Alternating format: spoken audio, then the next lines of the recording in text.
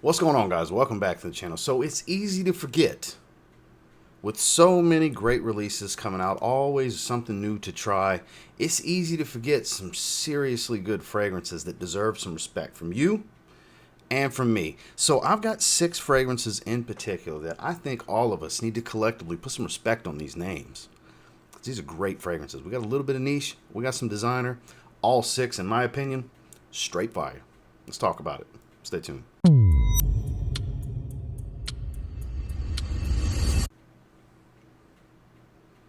Do I even need to say anything? The best Versace fragrance of the modern era. My opinion. And I think some of you will definitely agree with me. Most people tout it as the best Eros. I think it's the best men's Versace fragrance they've ever put out. Don't get me wrong, I'm loving AOS Synergy. Not more than this. This is nice and woodsy, citric, not as sweet and fruity, not as vanillic. Still ties to a little bit of Eros's DNA. That zestiness, that zing, some orange instead of apple dominance. It's better. It's orange, it's zesty, it's spicy. It still offers a little bit more of a woody nuance with some amber stuff. It's a better, cooler weather, milder weather type of fragrance. I think it's less playful, it's less boyish, if you will, versus the actual regular Eros DNA. I'm sure a lot of you can agree with that.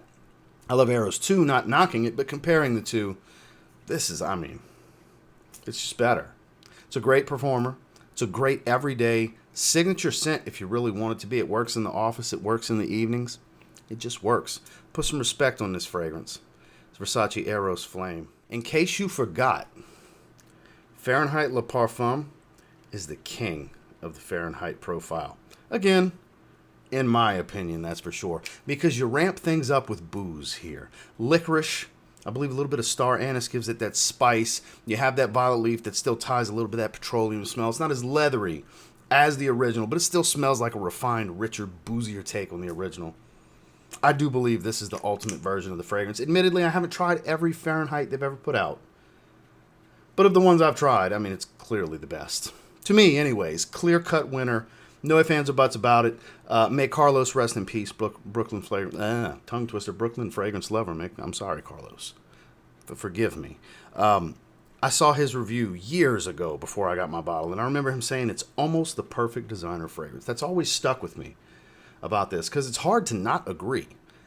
It's an easy 9.5 out of 10. When I did my review 4 years, almost 5 years ago, I gave it a 9.5 overall because it's a great performer.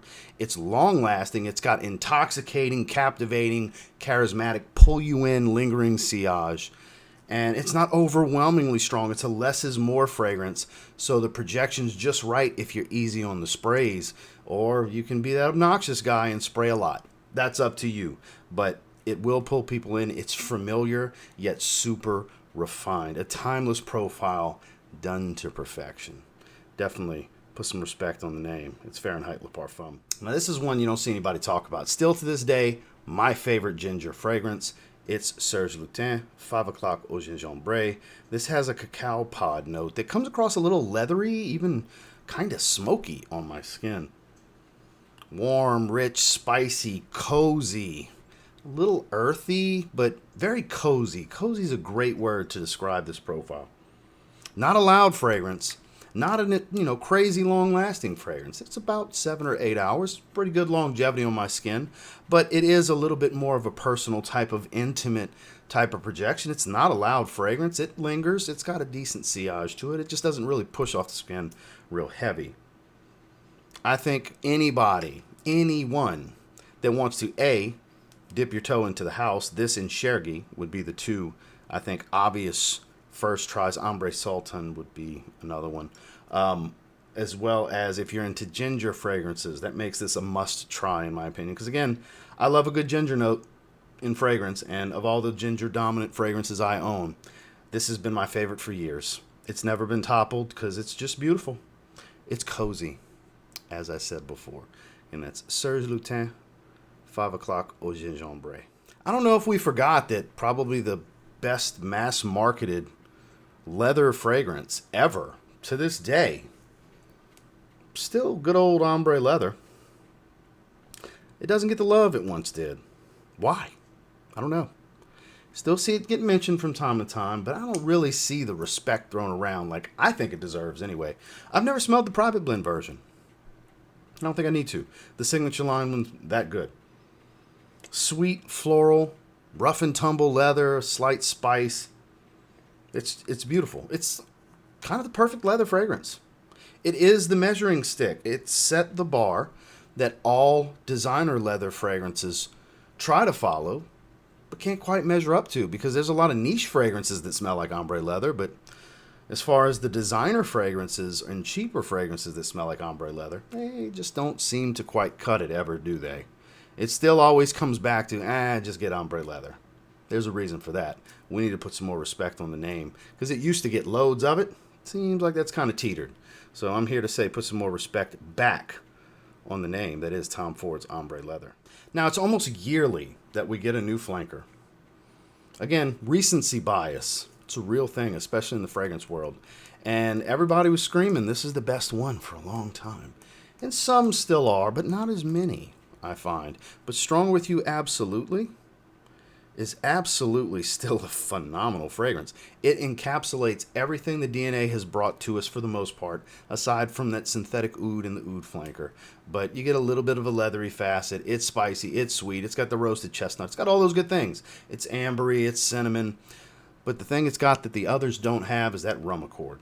That booziness is the separator for this one.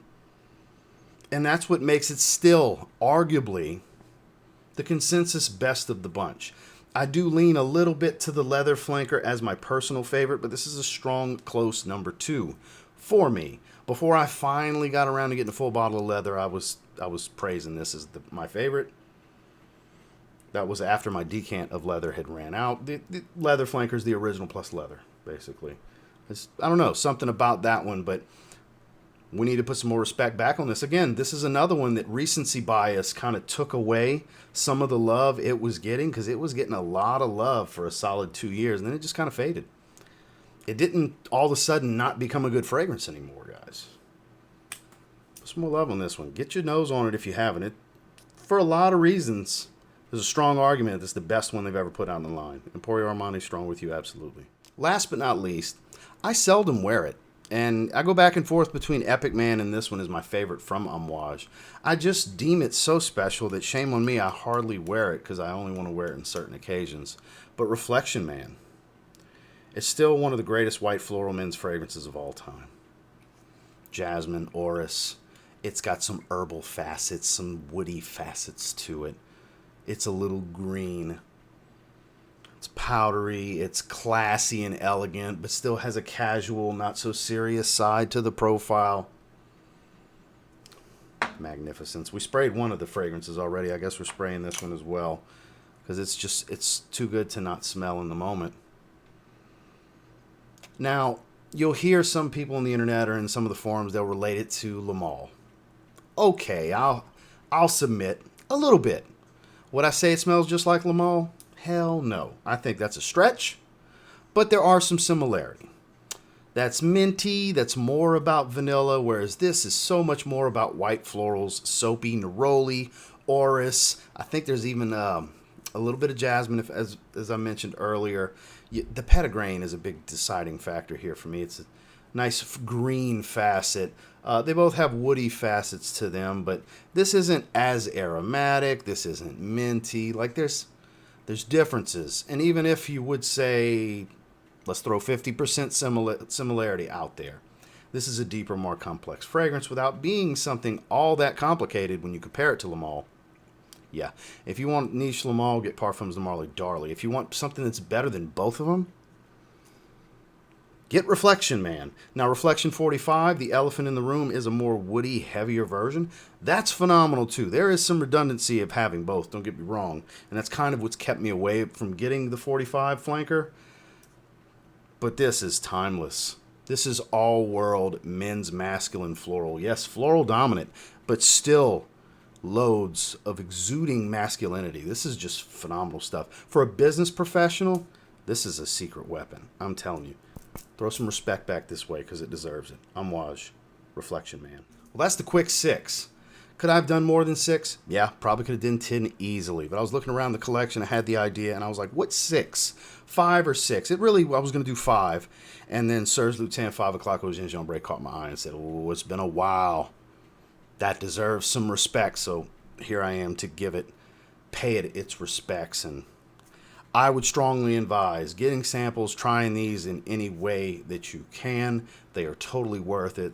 Prices are all around with these 6 picks. There's links in the description as well as affiliate options in a drop-down menu from directly through YouTube. There's multiple ways for you to get your hands on these and try them for yourself. You can always go to department stores, check them out, but get your nose on them. And maybe you understand why I said these deserve more respect. The respect they used to get, we need to bring it back. So thank you guys for watching. Make sure to like, subscribe, and turn on all notifications before you leave. Catch you on the next one. Y'all have a good one.